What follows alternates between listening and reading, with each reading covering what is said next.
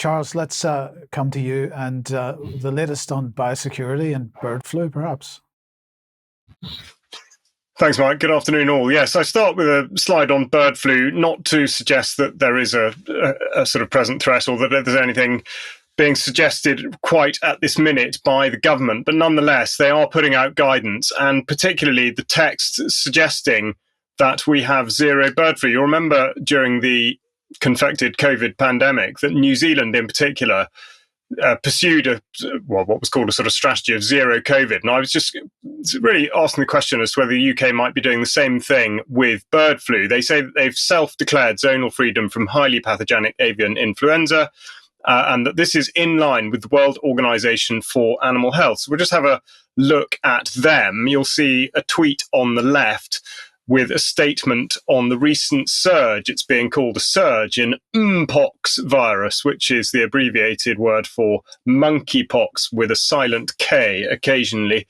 But on the right, they say that they've had a century of improving animal health and welfare. I would say that's a highly questionable statement. But specifically here, they say MPox is a zoonotic virus that can spread from animals to humans, posing risks to both human and animal health. They have not robust scientific evidence to back that statement up, but nonetheless, it hangs out there. I should also point out that the Bill and Melinda Gates have in their pocket the World Organization for Animal Health, like a lot of other organizations. If the text's too small, then this shows that there have been annual grants, well, more or less annual grants made to the organization for in the region of $1.5 million a throw. And then also we come on to the Gavi Alliance, with which Bill and Melinda Gates Foundation and Bill Gates specifically is heavily involved. And they've given a statement on the MPox emergency in Africa, in which they state that they're deeply concerned about the escalating emergency on the African continent. And they talk about welcoming the recently announced measures by our partners at the African Centers for Disease Control and Prevention, Africa CDC, and the World Health Organization, WHO.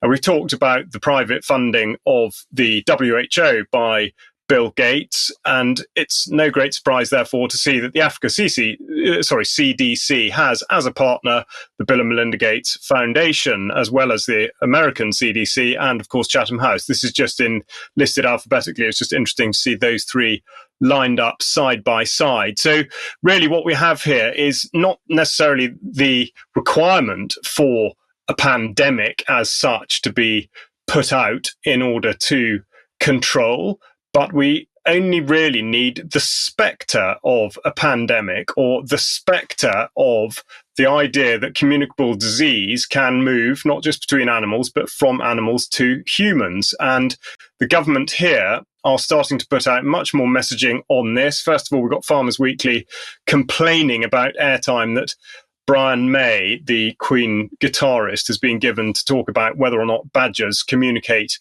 TB to cattle. But of course, the main thrust of the debate is that TB spreads from creature to creature, whether that be badger to cattle or cattle to cattle or even deer. But the idea is that we are never allowed to consider the living conditions or the environment of the cattle. We are forced into believing that this is done by method of spread in the form of communicable disease. We've then got sort of a newer one, really, which is Peste des petits ruminants, PPR, and that's being targeted to, well, sort of at sheep and goats.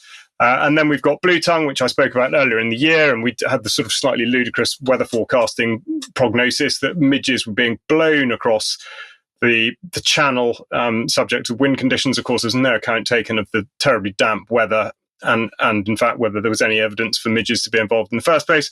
And then we've got African swine fever.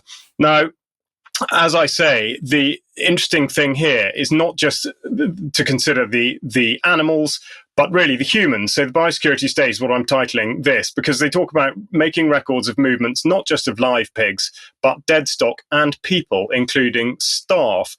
And this is going to be requested by APHA, the Animal Plant and Health Agency. And this basically all comes from the updated Health and Welfare Privacy Notice, recently updated just last week, within which there is a lot of text about data being collected for, well, all sorts of uses. But they say data used by APHA is usually obtained directly from the data subjects, which would be us. Occasionally, though, where necessary under the relevant animal health and welfare legislation, and for disease surveillance and control, data is referred from other bodies working closely with APHA.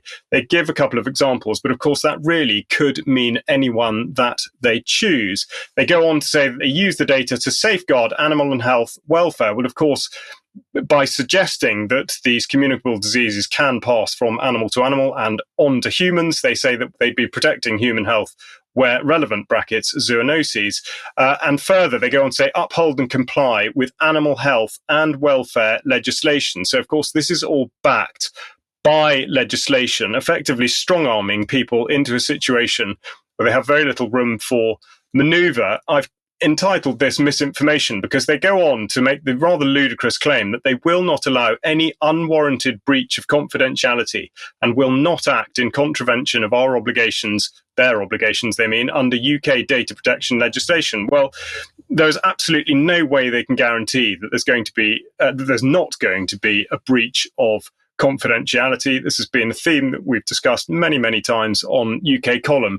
But nonetheless, this should be seen as not just an intelligence gathering exercise, but one of surveillance and control that's being dressed up to look like concern for animal welfare, which of course it isn't. And this moves us on to the measures that are coming in Scotland at the beginning of September, and then in England and Wales in October, which is to enforce everybody to register all birds that they keep. And as somebody called Cat Lives Matter said on Twitter, who is going to police it?